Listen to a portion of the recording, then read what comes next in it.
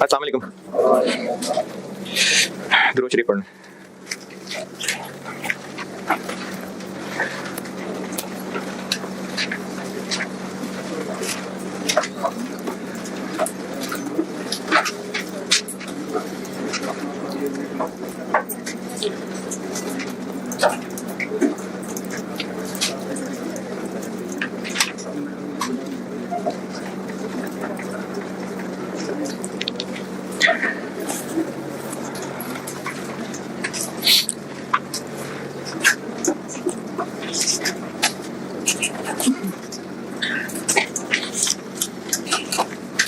कल मैंने क्या बात की थी? सेलर एमी में क्या कहा था? क्या अच्छी बात है। नहीं, वो तो मैं वैसे कह रहा था ना। हदीस कौन सी वाली सुनाई थी? वो सेलर एमी तो थी ही।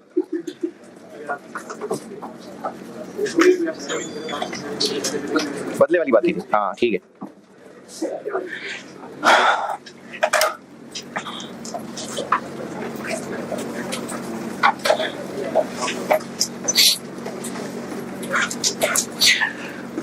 अच्छा, फुप्पो से हम लोग नहीं मिलते होते। क्यों नहीं मिलते होते? है ही नहीं। हाँ जी, क्योंकि वो सही तरह नहीं मिलते हमसे, तो हम भी नहीं उनसे मिलते। वो सीधी तरह हमसे बात नहीं करते, हम उनसे क्यों बात करें? और अब्बू ने सारी जिंदगी जो है वो ताया से बात नहीं की, तो अब हम बात करेंगे तो अब्बू की आत्मा को जो है ना वो शांति नहीं मिलेगी।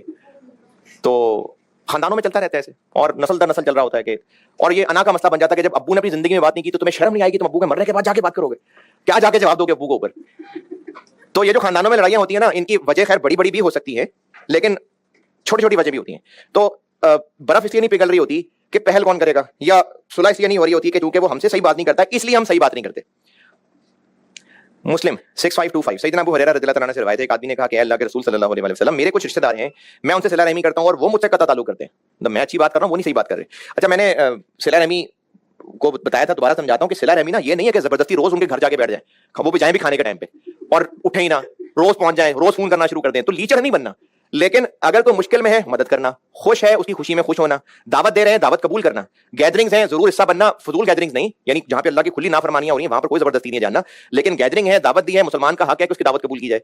फिर उसके अलावा किसी मुश्किल में है मदद करनी है, कोई मशवरा चाहिए खुलूस से मशवरा देना है, उनकी परेशानी में साथ फिक्रमंद होकर मसले हल निकालना, ये होती है सारी सिला रहमी। अच्छे तरीके से बात करनी है, मुलाकात हो जाए अच्छे तरीके से बात करनी है, बस ये सिला रहमी है। जरूरी नहीं है कि हर रोज जाकर उनके घर बैठ जाए। तो मेरे कुछ रिश्तेदार हैं, मैं उनसे सिला रहमी करता हूं और वो मुझसे कता ताल्लुक करते हैं। मैं उनसे अच्छा सलूक करता हूं और वो मुझसे बुरा सलूक करते हैं। मैं उनसे तहम्मुल और बुर्दबारी से पेश आता हूं, मतलब काम और डिसेंट तरीके से, और वो मेरे साथ नादानी से पेश आते हैं। आप सल्लल्लाहु अलैहि वसल्लम ने फरमाया, अगर तो ऐसा ही है जैसा तू कह रहा है, तूने कहा है, तो गोया तू उनके मुंह में गर्म राख डाल रहा है, मतलब उनके लिए है जो खराबी है, और उनके मुकाबले में तेरे साथ हमेशा अल्लाह की तरफ से एक मददगार रहेगा जब तक तेरा रवैया यही रहेगा। तो हम ये जो कहते हैं ना जी, वो नहीं सही बोलते, इसलिए हम सही नहीं बोलते। तो हम अगर सही अपनी जगह पर रहें, देखें उनका अगर अगर मेरा भाई मेरे साथ अच्छा नहीं है, या मेरे पेरेंट्स मेरे साथ अच्छा नहीं कर रहे, वो उनका रोल है। मेरी टेस्टिंग एक औलाद के नाते है कि मैं कैसी औलाद हूं। मेरी टेस्टिंग रिएक्शन में नहीं है, यानी अगर इवन के अगर माँ बाप मुशरिक भी हो ना, सबसे बड़ा गुनाह शिर्क होता है, सबसे बड़ा गुनाह, और ये वो वाहिद गुनाह है जिसको अल्लाह ने कंफर्म कर दिया कि नहीं बख्शना अल्लाह ने। अगर इसी पे मर गया तो, ये नहीं कि तौबा से नहीं बख्शना, अगर इसी पे मर गया ना शिर्क पे, तो फिर अल्लाह ने नहीं करना माफ, उसको अल्लाह ने कह दिया नहीं करना माफ। इसके अलावा कोई और गुनाह है, अल्लाह की मर्जी है माफ करना है कर दे, वो अल्लाह की मर्जी है। शिर्क अल्लाह ने गारंटी दे दी नहीं करना माफ। तो मुशरिक भी है ना माँ बाप अगर, तो औलाद उनके साथ बदतमीजी नहीं कर सकती है, क्योंकि औलाद की टेस्टिंग औलाद के तौर पर टेस्टिंग हो रही है। तो इसलिए हम अगर अपने अपने रिश्तेदारों के साथ अच्छा बोल रहे हैं तो हमारे लिए ठीक है, वो बुरा बोल रहे हैं वो उनका मसला है। तो इसलिए कोशिश करें हम सब इंक्लूडिंग मी कि अगर कहीं पर कोई लड़ाई झगड़े हैं तो प्यार मोहब्बत से सॉल्व करवाने की कोशिश करें। अगर नहीं वालिदैन मानते तो दुआ किया करें बस, लेकिन कोशिश के अंदर शामिल है ये दुआ भी। लेकिन आपने अब्बा की लेगेसी को आगे लेके नहीं चलना कि चूंकि बाप ने कट ऑफ रखा है सारी जिंदगी, तो मैं क्यों दोबारा से मिल लूं जाकर, ये नहीं करना। अच्छा, एक मिनट पॉज करना। अच्छा, कल जो इतना कुछ बताया, इतना कुछ समझाने की कोशिश की, को कमी कोताही होगी तो माजरत चाहता हूं। किसी को कुछ पल्ले पड़ा? चलें आज थोड़ी सी और मुश्किल करते हैं, लेकिन ये ना सवाल कर करके ना ये चीजें नॉर्मल हो जाएंगी। ये इतने बड़े, क्योंकि प्रोसेस कॉस्टिंग में आगे और बड़े मसले आने के, ये तो आपको छोटे मसले लगने शुरू हो जाएंगे। प्रैक्टिस कर करके ये बहुत आसानी से हो जाएगा। अभी मैं सब बता रहा था कि अगर सिर्फ लॉस हो तो, अब फिलहाल लॉस को छोड़ देता हूं।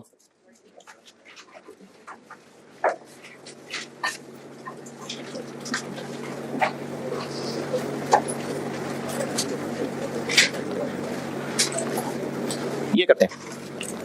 अच्छा, ये मसाइल मैंने ये बताए थे कि एक ही सवाल के अंदर लॉसेस भी आ रहे होंगे, उसी सवाल में ओपनिंग क्लोजिंग वर्किंग प्रोसेस भी आ रहा होगा, तो इतने सारे मसलों में कॉस्ट पर यूनिट कैसे निकालें ये हो रही थी बात। तो उन सबको इकट्ठे बताने से बजाय मैंने कहा कि एक एक करके चलते हैं। तो पहले मैं लॉसेस को हैंडल करना बता रहा था, अब लॉसेस को छोड़ दिया, अब मैं आपको ये क्लोजिंग वर्किंग प्रोसेस बताता हूं कि सवाल में अगर लॉसेस नहीं है लेकिन क्लोजिंग वर्किंग प्रोसेस है तो अब क्या करें।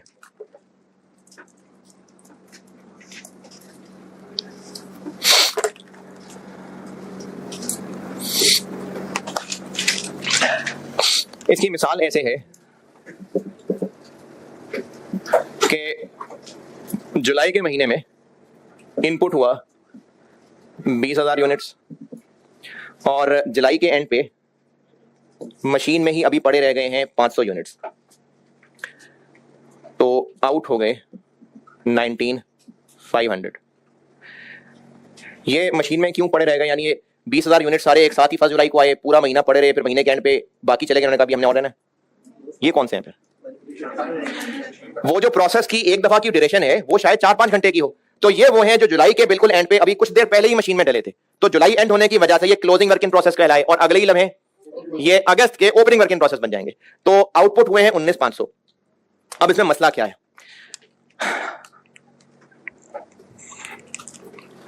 ये भी ऐसी कैलकुलेशन बस समझाने के लिए बता रहा हूं, ये ना नोट करना, उसी को मैं आगे ऑफिशियली जो कर दूंगा वो नोट कर लेना, ये बस फिगर वर्क कर रहा हूं समझाने के लिए।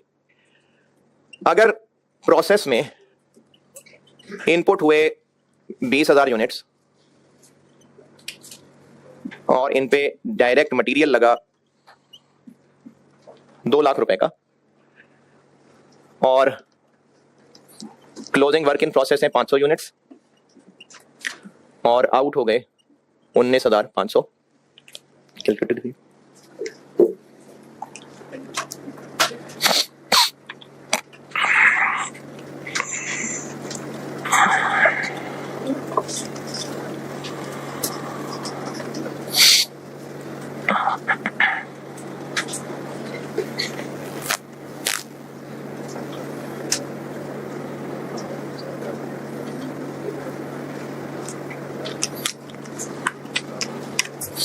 और इस महीने में टोटल कन्वर्जन की कॉस्ट आई 156,030।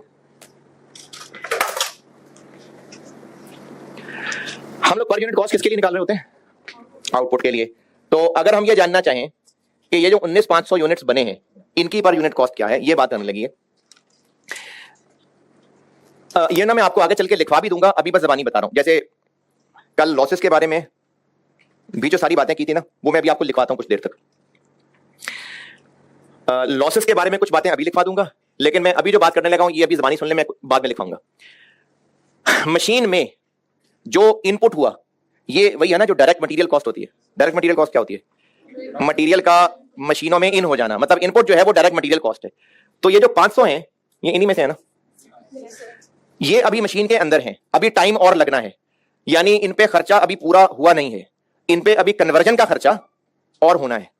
क्यों और होना है? क्योंकि अभी मशीन के अंदर है, अभी बिजली लग रही है, अभी लेबर का काम लगा है, लेकिन इनके ऊपर मटेरियल का खर्चा भी पूरा है और कन्वर्जन भी पूरी हुई है, तो ये मशीन से बाहर निकले, तो इनके ऊपर मुकम्मल खर्चा हो चुका है, लेकिन इनके ऊपर अभी खर्चा हो रहा है। तो कितना हो चुका इसके लिए ना टेक्निकल जो लोग हैं वही अंदाजा बताएंगे। जैसे अगर मैं, ऐसे है नहीं, मैं मिसाल दे रहा हूं कि अगर मैं सिर्फ एक रफ आइडिया देना चाहूं कि भी 35% कोर्स हो गया है, हुआ नहीं है, वैसे बता रहा हूं कि अगर 35% कोर्स हो गया है तो ये मेरी एक जजमेंट है। तो इसी तरह से टेक्निकल एक्सपर्ट बताएगा कि ये कितने परसेंट कंप्लीट है, आपको सवाल वाला बताएगा। तो चलो सवाल वाला ये कह रहा है कि ये जो 500 यूनिट्स हैं ये 100% कंप्लीट है विद रिस्पेक्ट टू मटेरियल, लेकिन 75% कंप्लीट है विद रिस्पेक्ट टू कन्वर्जन। इसका मतलब है कि मटेरियल तो डल गया हुआ है मशीनों के अंदर जितना डलना था, लेकिन अभी इस पे काम चल रहा था, तो कन्वर्जन कॉस्ट अभी और आनी है इन पे। अभी तक बस 75% ही काम हुआ है। अब सवाल ये है, अच्छा कल मैंने बड़ी मेहनत की, कोशिश की, आज भी कोशिश कर लेते हैं, लेकिन मैं एक बात आपको तसल्ली के लिए बता दूं कि मैंने ना सबको पढ़ाना है, और मैं खुद भी जब स्टूडेंट था या अभी भी जब मैं किसी सवाल को देखता हूं तो मैं ना बड़ी गहराइयों में करने वाला स्टूडेंट था, और जब इस तरह की गहराइयों वाली चीजें क्लियर होती है ना तो मजा बड़ा आता है। और मुझे वो चीजें बड़ी मजे की लगती थी जब टीचर को बड़ी गहरी बात समझाते थे और मुझे वो पिक हो जाती थी तो बड़ा मजा आता था। इस वजह से मैं बच्चों को सोचते हुए कि इसमें वो बच्चे भी होंगे तो मैं गहराई बताता हूँ, लेकिन वो बच्चे जो कमजोर दिल के हैं उनका दिल घबराना शुरू हो जाता है, तो उनके लिए मैं ये फर्क किया करूंगा कि ये बात मैं सिर्फ नॉलेज के लिए बता रहा हूँ। करना ऐसे ताकि कम से कम वो करना जैसे है वो तो करना है ना। तो जो इन गहराइयों में चल सके साथ साथ वो चल ले, जो डूबने वाले हो जाए वो साइड पे बैठ के इंतजार करें। तो उनको मैं जरूर इंशाल्लाह कोई ना कोई फॉर्मेट रिजल्ट निकाल दूंगा। तो अभी भी मैं कुछ गहरी गहरी बातें करूंगा, कोशिश करना चलने के साथ। चल गए तो ठीक है, नहीं तो कोई बात नहीं, एक फॉर्मेट बना दूंगा, वो फॉलो कर लेना है। क्या हुआ? नहीं पहले नहीं फॉर्मेट बनाऊंगा, लेकिन ये ना कोशिश किया करना सारे समझने की, क्योंकि कॉस्ट बहरहाल एक मुश्किल सब्जेक्ट है, तो कोशिश किया करें समझने की। ये डाटा है और हम ये जानना चाह रहे हैं कि 19,500 जो यूनिट्स हैं ये हमें पर यूनिट कितना कॉस्ट की है। कॉस्ट पर यूनिट हम लोग ये आउटपुट की ही जानना चाह रहे होते हैं ना। अगर कर लिया तो कर लिया, नहीं तो कोई बात नहीं, 5 मिनट ले लें और करेंट ट्राई सारे। करना क्या है, credit sales for the year बतानी है। 4 दफा बोल दिया मैंने, कॉस्ट पर यूनिट निकालनी है, cost per unit, cost per unit calculate करनी है। इस पे गौर करें, देखें जो मुनासिब जैसे समझ आ रहा है, लेकिन कोशिश मेरे बच्चों जरूर किया करो। हाँ, जिन लोगों को अभी से ही फैसला कर लिया कि नहीं नहीं हमें इनकी टेंशन लेनी, वो सुकून से बैठे। बाकी जिन्होंने इस डिस्कशन को सुनना है, समझना है, वो कॉस्ट पर यूनिट कैलकुलेट करते हैं, जैसे तैसे भी समझ आती है। किसको किससे डिवाइड करना है, जो बेहतर समझ आ रहा है बताएं, करें।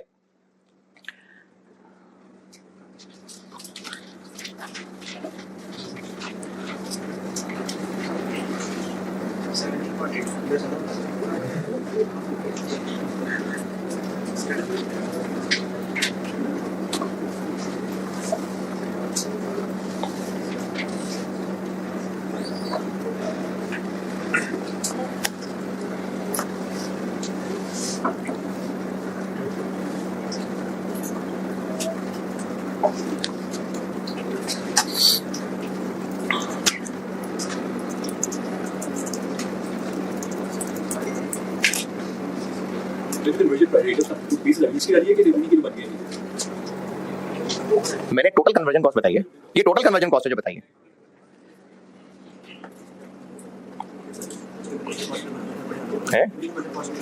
ये तो आपने सोचना, इसलिए तो आपको कहा है। मैंने बस पूछा पर यूनिट कॉस्ट बता दें। ये जो 19,500 यूनिट्स बने हैं पर यूनिट कॉस्ट बता दें। अभी आपने सोचना है कि किसको कैसे, किससे डिवाइड करना है, किससे मल्टीप्लाई करना है, किसका स्केयर लेना है, क्या करना है, जो करना है वो सोचें।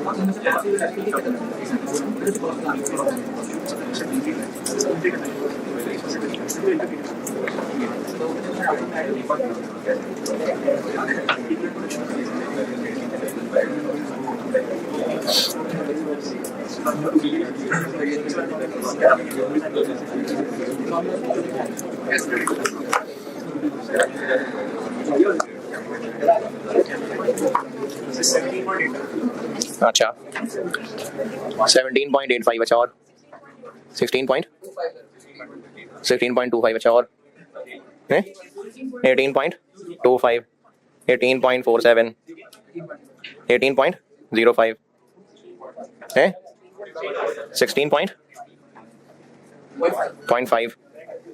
ना।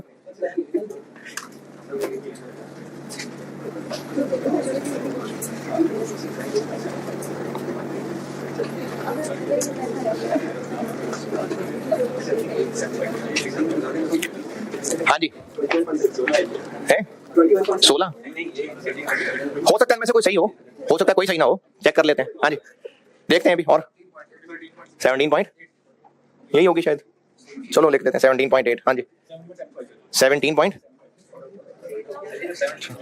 चलें ठीक है, काफी काफी काफी काफी काफी। चलें समझाता हूँ। अच्छा, जिन लोगों ने ट्राई कुछ किया ही नहीं ना, उन्होंने तो खैर टाइम जाया किया, अच्छा नहीं किया आपने सर, ट्राई जरूर किया करें। अच्छा, इसमें कुछ लोगों ने ये किया हो सकता है कि 2 लाख प्लस 1,56,030 डिवाइडेड बाय 19,500, कुछ ने तो ये किया हो सकता है। नहीं, किसी ने भी नहीं किया। अच्छा, जिनका गलत हो जाना तो वो कोई बेइज्जती की बात नहीं है, मैं बस आपसे यही चाह रहा था कि आप कैलकुलेशन ट्राई करें, ट्राई करेंगे तो कॉन्सेप्ट बेहतर होंगे। किसी ने भी नहीं किया ऐसे? नहीं, ऐसे नहीं किया होगा, किया होगा, किया होगा। जिनका आंसर 18, हाँ तो है ना, किसी ने किया ही है ऐसा। अच्छा, हो सकता है किसी ने किया हो 2 लाख प्लस 1,56,030 डिवाइडेड बाय पूरा 20,000, ये नहीं किया किसी ने, चले गलत है ये भी। अच्छा, फिर हो सकता है किसी ने किया हो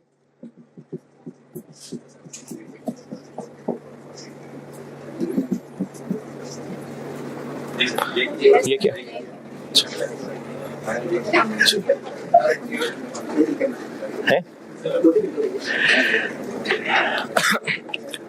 और कोई तरीका क्या किया? यानी 2 लाख को अलग कर लिया, चलें ठीक है, अलग कर लें। 2 लाख को क्या करूं, क्या करूं बताएं ना, डिवाइड बाय 20,000, ठीक है, 10 आ गई।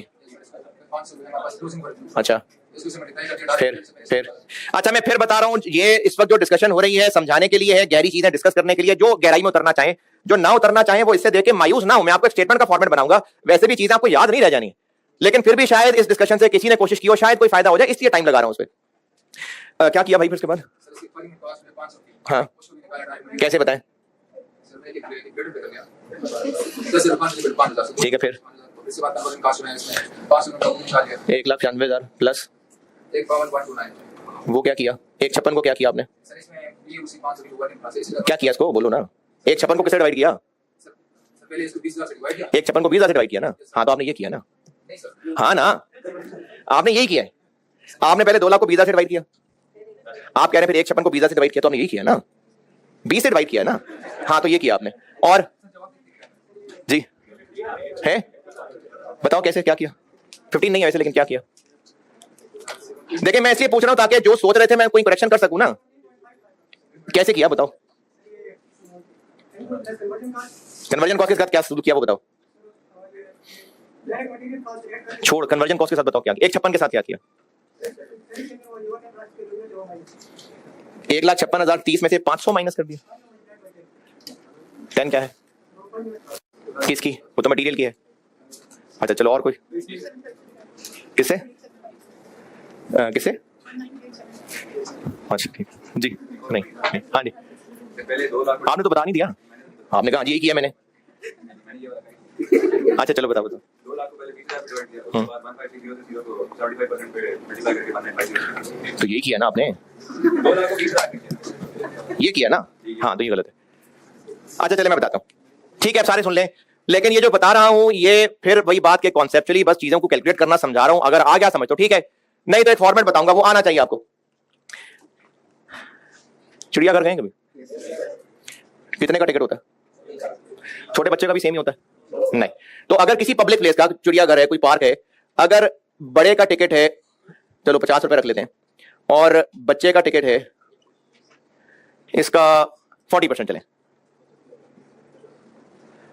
यानी इस 50 का 40%, ठीक है। ये जो मैं डिस्कशन कर रहा हूं ये सिर्फ मजे के लिए है, समझ आया, खुशी हुई तो ठीक है, नहीं तो ये नहीं होना कि आप मुझे जीने का हक ही नहीं रहा, मुझे आता ही कुछ नहीं है। अगर एक फैमिली के लोग जो गए 3 बड़े थे और 10 जो थे ना वो बच्चे थे, तो टोटल कितना खर्चा हुआ होगा? कैसे? 350, 3 into 50 और 10 into 20, 350। अगर हम ये देखना चाहें कि एक बड़े की टिकट कितनी थी, तो 350 डिवाइडेड बाय 3 कर दूं? नहीं, ये नहीं सही। क्यों, क्या गलती है? ये खर्चा सिर्फ इनका नहीं है तो बच्चों का भी है। अच्छा तो फिर ऐसा करते हैं कि 350 ओवर 13 कर दूं? नहीं, ये भी गलत है। अच्छा, जब हम किसी अमाउंट को किसी क्वांटिटी से डिवाइड करते हैं, जैसे 13 लीटर पेट्रोल डलवाया, 8,000 रुपए खर्च हुए, तो 8,000 डिवाइडेड बाय 13 ये क्या चीज होगी कि पर लीटर कॉस्ट, यानी अगर हम एक टोटल अमाउंट को किसी क्वांटिटी से डिवाइड कर रहे हैं तो वो जो क्वांटिटी है वो सब एक जैसे हैं।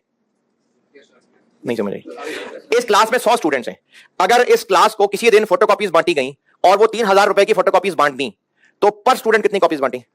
100 स्टूडेंट है, 3000 डिवाइडेड बाय 100। अब ये जो 30 रुपए आंसर आया, ये 30 रुपए बता रहा है कि हर एक को 30 रुपए की, यानी हम जो 100 से डिवाइड कर रहे हैं वो सब एक जैसे। ये बात समझ आ रही कि नहीं? तो इसको डिवाइडेड बाय 13 करना क्यों गलत है? क्योंकि इन 13 के 13 का सब एक जैसा तो नहीं है। सिर्फ 3 से डिवाइड करना क्यों गलत है? क्योंकि ये सारा खर्चा सिर्फ 3 का नहीं है। इसको 19,500 पे डिवाइड करना क्यों गलत है? क्योंकि इसमें वो 500 का भी तो है खर्चा। और इसको 20,000 पे डिवाइड करना क्यों गलत है? इसको 20,000 पे डिवाइड करना क्यों गलत है? क्योंकि कन्वर्जन कॉस्ट क्या सब पे एक जितनी लग चुकी है? नहीं। तो ये क्यों गलत है? क्योंकि ये सारा खर्चा सिर्फ इनका नहीं है और फिर 20 से ही डिवाइड कर देते हैं। चलो, ये क्यों गलत हो गया? क्योंकि वो तो ये वाला डायलॉग था, इस इशारे पे डायलॉग नहीं था, वो इस इशारे पे था। इशू जो है ना वो कन्वर्जन का है, 2 लाख का मसला नहीं है। इसको 19,500 से डिवाइड करना क्यों गलत है? क्योंकि सारा खर्चा सिर्फ इनका नहीं है, उन 500 पे भी तो लगा हुआ है। और इसको पूरे 20 पे डिवाइड कर लेना क्यों गलत है? क्योंकि अगर हम इसको 20,000 से डिवाइड कर रहे हैं तो हम कह रहे हैं कि सब पे एक जैसा खर्चा लगा हुआ है, तो इसमें क्या गलत है? इन पे जितना लगा है इन पे थोड़ी उतना लगा हुआ, तो इसलिए ये भी गलत है, ये भी गलत है। इस पूरे खर्चे को सिर्फ इस पे डिवाइड करना भी गलत है और पूरे खर्चे को सब पे डिवाइड करना भी गलत है। क्यों गलत है? क्योंकि इन पे और इन पे बराबर खर्चा नहीं लगा हुआ। ये बड़े कह लें, ये बच्चे कह लें। कुछ समझ आ रहा है? टाइम जाया कर रहा हूं। अगर हम ये जानना चाहें कि ये नोट कर लिया था, तो करो, पहली बेकार बात थी। मैंने कहा था कि बस ये हेडिंग और ये मिसाल नोट कर लें, बस काफी है, वो गन ना नोट करना। अगर इसमें हम ये जानना चाहें कि टोटल 350 रुपए खर्च हुआ, बड़े की जितनी टिकट है छोटे की उसकी 40% है, 3 बड़े थे 10 छोटे थे, तो बताएं बड़े की टिकट कितनी है? हमें यह पता है और बस ये पता है, और 350 टोटल पता है। बड़े की टिकट कितने की है कैसे कैलकुलेट करें? 350 डिवाइड बाय 3 क्यों नहीं? डिवाइड बाय 3 क्यों नहीं? क्योंकि इस खर्चे में इन 3 का ही नहीं उन बच्चों का भी खर्चा शामिल है। और डिवाइडेड बाय 13 क्यों नहीं? क्योंकि सबका सेम नहीं है। ये 3 और 13 वाली बात समझ आई है ना? और वो जो ना 3 में है ना 13 में, अगर ये समझ आई है तो बड़ी खुशी हुई है मुझे कि आपको ये 3 और 13 वाली बात समझ आई है। तो क्या करें फिर?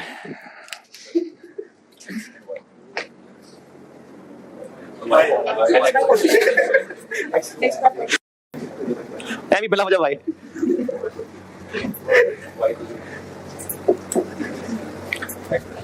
कितने बड़े हैं?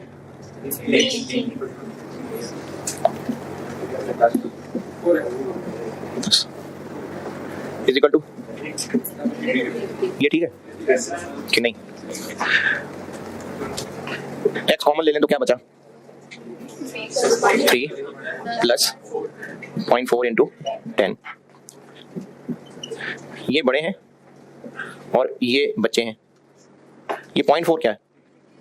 ये वो असल में x के साथ है, बच्चों के साथ नहीं था। ये असल में x के साथ था, तो ये बच्चों के साथ क्यों आ गया? क्योंकि x हमने बाहर कॉमन कर लिया। अच्छा, ब्रैकेट के अंदर और खोलता हूं उसको। ब्रैकेट के अंदर क्या रह गया? 3 और 4। ये बड़े हैं, ये 4 बच्चे हैं, तो ये 4 क्या है? 4 पैसे हैं। ये तो बस असल में 10 को 0.4 कर दिया गया। अब ये हो गया 7, तो x is equal to 350 over 7, 50। अब मैं फाइनली कंक्लूडिंग जुमला बोलने लगा। ये जो मैंने इस टोटल खर्चे को 7 से डिवाइड किया, 3 से क्यों नहीं डिवाइड किया? क्योंकि ये सिर्फ बड़ों का नहीं है। 13 से क्यों नहीं डिवाइड किया? क्योंकि सबका इक्वल नहीं है। ये बड़े बच्चे सब है और सबका इक्वल नहीं है। ये जो 10 के साथ 0.4 होकर 4 बन गया ना, इसकी इंटरप्रिटेशन सुनिएगा। 3 तो बड़े हैं, 10 बच्चे हैं, लेकिन इन 10 बच्चों का खर्चा उतना ही है जितना 4 बड़ों का होता। 3 तो बड़े हैं, लेकिन 10 बच्चों का उतना ही खर्चा है जो इक्विवेलेंट है 4 बड़ों के खर्चे का। तो इसलिए 10 बच्चों की जगह 4 बड़े आ गए। और अब जब 7 से डिवाइड किया तो 50 रुपए पर बड़ा के पर बच्चा पर बड़ा। तो इसको हमने 3 से और 13 से डिवाइड नहीं किया, 7 से डिवाइड किया। किसी को पल्ले पड़ी बात कि मैंने पढ़ गई ना पल्ले? बस ये चीज मैंने पहुंचानी थी आप तक। अब मैं आपको एक फॉर्मेट वगैरह बना देता हूं, सवाल करने के लिए वो चलेगा। इक्वेशन से ना सॉल्व करना, जिसको लगता है बस ठीक है मैं तो पाइंदा इक्वेशन से करूंगा, नहीं, इसमें और बहुत सारे मसले आने, ये इक्वेशन से नहीं हैंडल होना, इसलिए मैं एक फॉर्मेट बताऊंगा, उससे काम चलाइएगा। अगर समझ आई ये सारी बात जो मैं पहुंचाना चाह रहा था, असल में ये 4 तक मैंने लाना था ये सारी डिस्कशन करके, तो अगर पहुंच गए हैं तो कमाल कर दिया, ये पहुंच गए यहां तक। अब मैं इसको मिटा रहा हूं, है इसका आंसर बता दूं, अच्छा सवाल है। इसका आंसर हम 2 लाख को अलग रखेंगे 10 रुपए, क्योंकि ये सब 20 एक जैसे हैं, तो इसको 20 पे डिवाइड करना सही है। लेकिन 156,030 को हम करेंगे डिवाइड 19,500 प्लस वो बच्चों के साथ उधर क्या किया था इंटू 0.4, 500 इंटू 0.75, 7.85।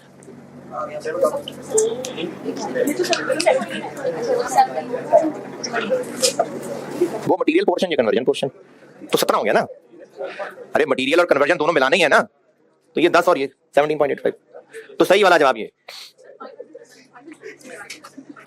500 को नहीं डिवाइड नहीं करना ना। ये देखें ये काम किया असल में, वो जो मैंने काम किया ना वो मैंने किया है असल में ये कि 19,500 बड़े थे और एक बड़े पे कन्वर्जन आती है x, तो जो 500 छोटे थे इन पे पूरी x तो नहीं आई, कितनी आई है 75% ऑफ x, तो जाके कहीं टोटल खर्चा इतना बना है, तो यही काम किया मैंने। तो ये x हटा लेंगे तो अंदर ये रह जाएगा और ये उधर जाके डिवाइड करेगा तो एक बड़े का पर यूनिट खर्चा आ जाएगा। लेकिन ये डिस्कशन सिर्फ मैं आपको ना ये 10 बच्चों का खर्चा उतना ही है जितना 4 बड़ों का होता, बस ये जुमला सुनाने के लिए सारी कहानी बताई थी। अगर ये गन किसी ने नोट करना है तो मर्जी है करे, लेकिन क्या करेंगे नोट, मतलब उसमें क्या कर रहे होंगे, क्या कह रही है? अगर किसी ने करना है तो मर्जी है कर ले, जल्दी करें ताकि मैं वो उस स्टेटमेंट तक पहुंचाऊं, ताकि जो बाकी कीमती लोग हैं जो पहली बड़ा टाइम जाया किया उनको तो बताऊं ना कुछ।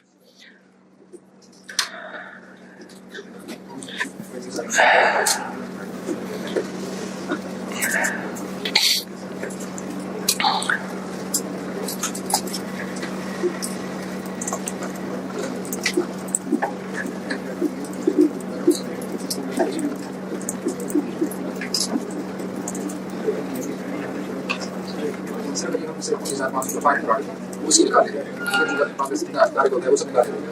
क्या क्या कैसे निकाले 19,500 की कैसे निकालते? जो भी कह रहे हो ना मुझे वो करके दिखाना, फिर मैं उसमें गलती बताऊंगा ना। चले ठीक है, कर लिया जो करना था।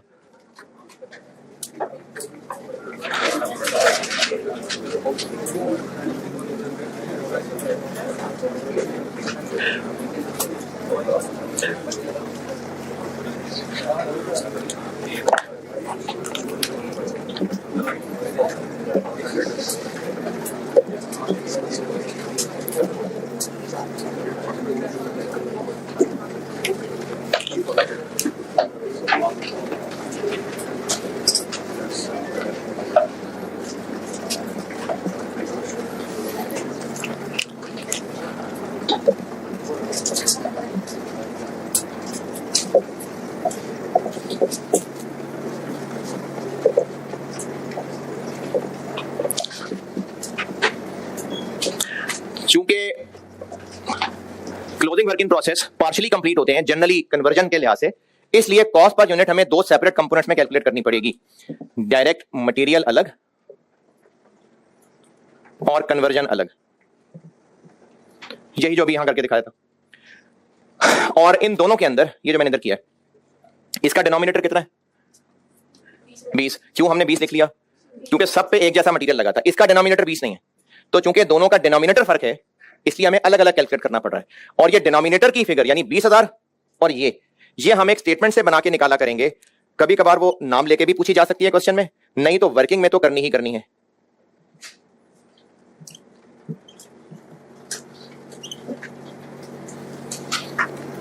इसका जो डिनोमिनेटर है वो हमें एक स्टेटमेंट बना के निकालना पड़ता है। उस स्टेटमेंट को कहते हैं equivalent production units.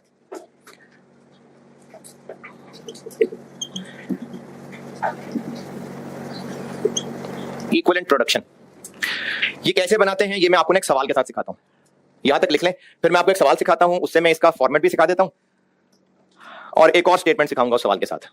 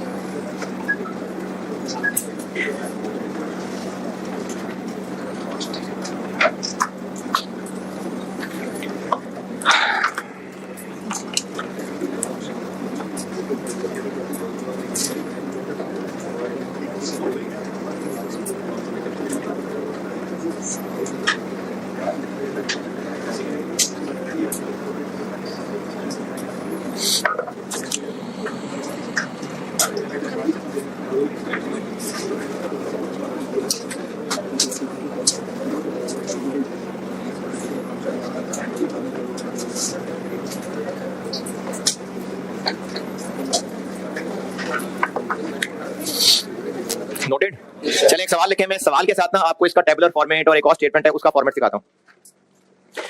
Following information relates to process 1 for the month of May.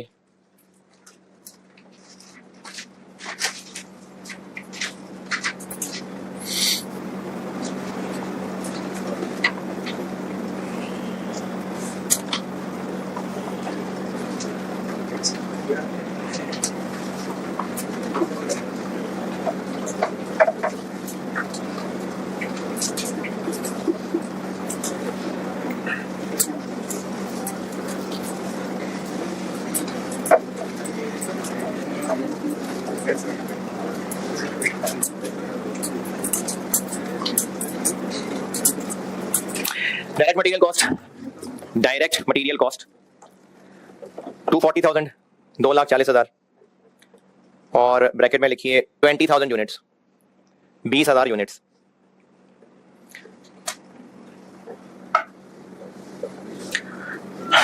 Direct labour cost, direct labour cost 100,000, 1,00,000।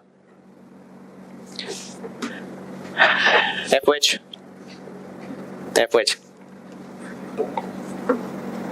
80,000, 80,000।